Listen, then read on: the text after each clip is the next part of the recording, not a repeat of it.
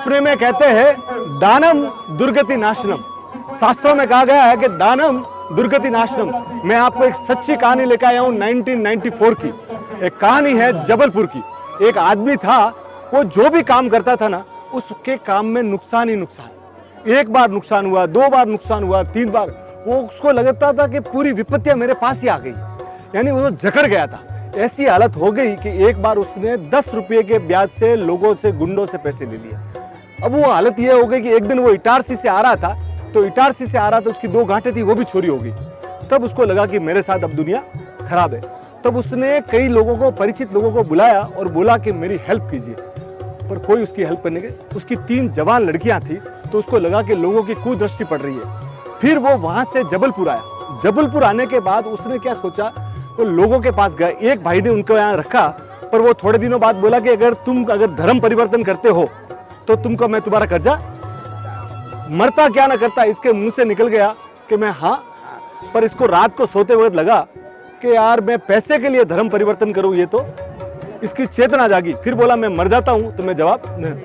तो जबलपुर के पास भैरव घाट है। कौन सी है? भैरव घाट। वो भैरव घाट गया कि मैं सुसाइड कर लूं, पर उतने में उसको याद आया कि यहाँ पे विद्यासागर जी महाराज साहब है। विद्यासागर जी महाराज साहब को दिगंबरों में भगवान की तरह माना जाता है।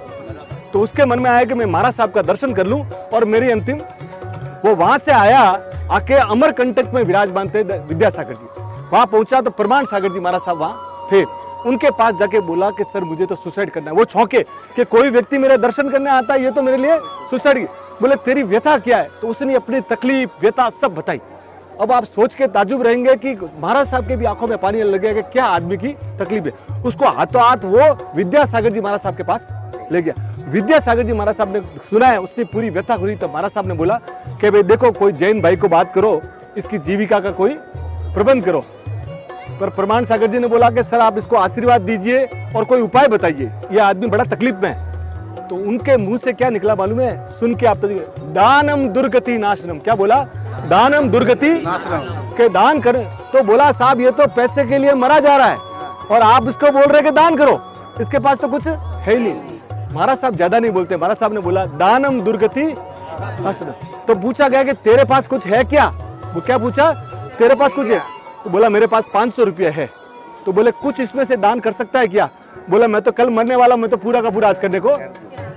उसने 500 का 500 रुपया उस दिन, ये दोपहर की बात है।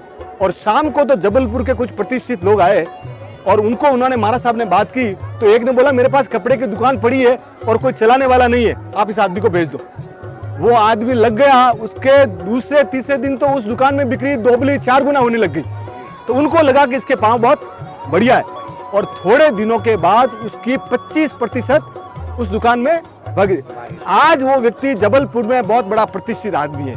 इसलिए शास्त्रों में कहा गया है कि दानम दुर्गति। आपकी जितनी शक्ति है उतना दान आप करते रहिए, जरूर कीजिए। अगर जितनी आपकी शक्ति है ना, शक्ति को आप छुपाइए मत। जहां आपको लगता है कि मुझे किसी गरीब को रोटी देनी है तो रोटी दीजिए, पर दानम दुर्गति।